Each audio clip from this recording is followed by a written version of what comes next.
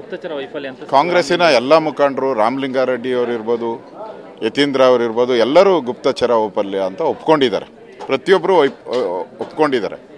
ಆದರೆ CM ಇನ್ನೂ ಒಪ್ಕೊಂಡಿಲ್ಲ. ಯಾಕೆಂದರೆ ಇಲಾಖೆ ಅವ್ರ ಕೈ ಅಡಿಯಲ್ಲಿ ಬರೋದ್ರಿಂದ ಅವರೆಲ್ಲಿ ರಾಜೀನಾಮೆ ಕೊಡಬೇಕಾಗ್ತಿತ್ತು ಅಂತ ಭಯದಿಂದ ಅವ್ರು ಒಪ್ತಾ ಇಲ್ಲ. ಅಂದರೆ ಇಡೀ ರಾಜ್ಯ ಕಾಂಗ್ರೆಸ್ಸಿನ ಎಲ್ಲ ನಾಯಕರು ಕೂಡ ಹರಿಪ್ರಸಾದ್ ಅವರಿಂದ ಹಿಡಿದು ಎಲ್ಲರೂ ಕೂಡ ಗುಪ್ತಚರ ವೈಫಲ್ಯ ಅನ್ನೋದು ಸ್ಪಷ್ಟ ಆಗಿದೆ. ಇದರಲ್ಲಿ ಪ್ರಶ್ನೆನೇ ಇಲ್ಲ. ಈಗ ಮುಖ್ಯಮಂತ್ರಿಗಳು ಅವ್ರು ಹೇಳೋ ರೀತಿ ನನಗೆ ಸತ್ತಿರೋದು ಗೊತ್ತೇ ಇಲ್ಲ, ನನಗೆ ಸಂಜೆ 6:30ವರೆಗೂ ಏನೂ ಗೊತ್ತಿಲ್ಲ ಅಂತ.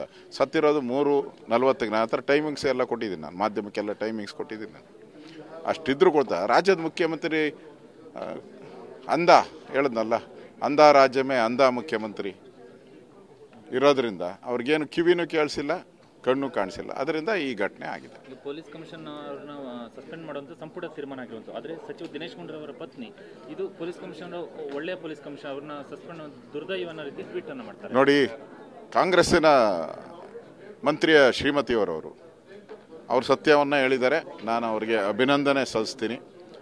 ಬರೀ ಅವರಲ್ಲ, ಇಡೀ ಕರ್ನಾಟಕ ರಾಜ್ಯದ ಎಲ್ಲ ಸಾರ್ವಜನಿಕರ ಅಭಿಪ್ರಾಯ ಇದರಲ್ಲಿ ಕಮಿಷನರ್ ಅವರ ಪಾತ್ರ ಇಲ್ಲ.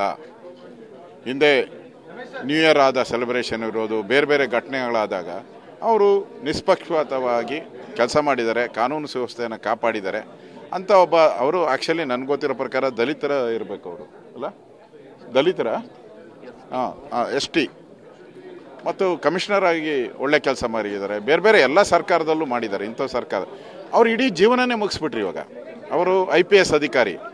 ಅವ್ರ ಜೀವನದಲ್ಲಿ ಕಪ್ಪು ಚುಕ್ಕೆಯನ್ನು ನೀವು ಹಾಕ್ಬಿಟ್ರಿ. ಆ ಕಪ್ಪು ಚುಕ್ಕೆ ಯಾರ ಮೇಲೆ ಬೀಳ್ಬೇಕಾಯ್ತು? ಕಾಂಗ್ರೆಸ್ ಸರ್ಕಾರದ ಮೇಲೆ ಬೀಳ್ಬೇಕಾಯ್ತು, ಮುಖ್ಯಮಂತ್ರಿಗಳ ಮೇಲೆ ಬೀಳ್ಬೇಕಾಯ್ತು.